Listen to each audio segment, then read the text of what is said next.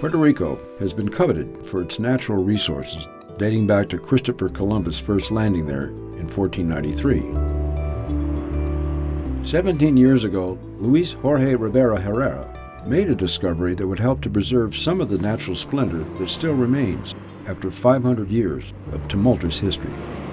Mi experiencia inicial de conocer el corredor fue durante... In the late 90s, I found out that the Northeast Ecological Corridor was being threatened by two major resorts that were being proposed at the site. I was shocked. The proposed development of 3,000 hotel rooms and 4 golf courses would have wiped out the ecosystem completely. Luis Jorge and his colleagues wanted to safeguard dozens of rare, threatened, and endangered plant species, some only found in Puerto Rico and nowhere else on Earth. The delicate wetlands and marine ecosystem is also a haven for an endangered species that has been nesting there since long before Columbus landed. Las playas del corredor ecológico del noreste son una de las más importantes. The corridor harbors one of the best and most important nesting sites for leatherback turtles in the U.S.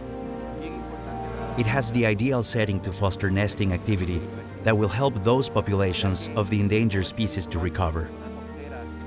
The turtles come in there and they reproduce and then they go all over the world, which I think is like natural magic. Puerto Ricans are beginning to understand. We used to eat them. Now we protect them because they represent a particular type of biodiversity that doesn't belong to you, it belongs to the world.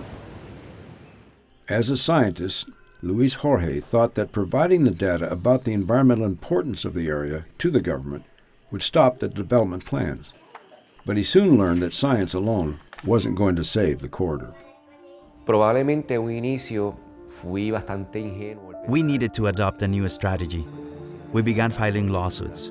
We reached out to the citizens and community about the impact of the resorts on the natural habitat and on their daily lives.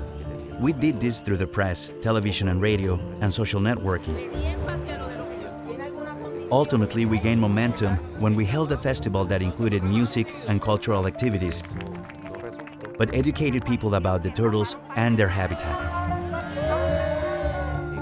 Then we entered a new battlefield. We decided to introduce a bill in the legislature to protect the area. El proceso de redactar It was very difficult lobbying senators because there wasn't a culture of having common citizens demanding that a bill be approved and implemented. The process was very intense, especially because a former Supreme Court justice was hired by the developers to advocate against our bill. After more than 12 years of campaigning and lobbying by Luis Jorge and his partners,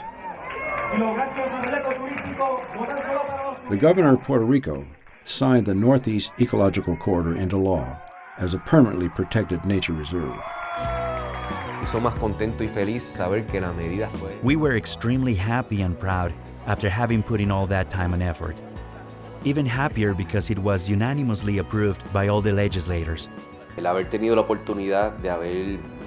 The possibility of my son Francisco sharing those same feelings that I have about nature and the ocean and wildlife makes me feel that I have at least partially fulfilled my duties here on Earth. For outstanding environmental achievement for islands and island nations, the 2016 Goldman Environmental Prize is awarded to Luis Jorge Rivera Herrera, San Juan, Puerto Rico.